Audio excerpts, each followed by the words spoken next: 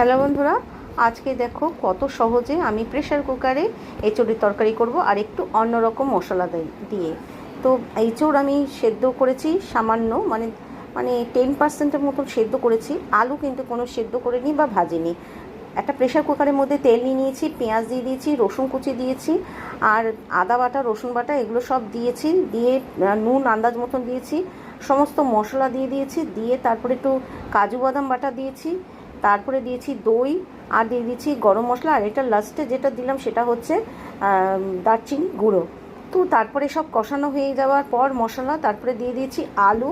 আলু দিয়ে একটু নাড়াচাড়া করে তারপরে যে সেদ্ধ করে রাখা যে এঁচোড় ওইটা দিয়ে দিয়েছি। দিয়ে তারপরে একটুখানি ভালো করে একটুখানি নাড়াচাড়া করে তারপরে জল দিয়ে দিয়েছি। দিয়ে 4টে সিটি দিয়ে নামিয়ে দিয়েছি। নামানোর পরে একটুখানি ঘি দিয়ে পরিবেশন করেছি। খেতে কিন্তু ভীষণ ভালো হয়। আর কাঁচা লঙ্কা দিয়েছি একটু জাস্ট গন্ধের জন্য। ভালো লাগলে লাইক করে দিও।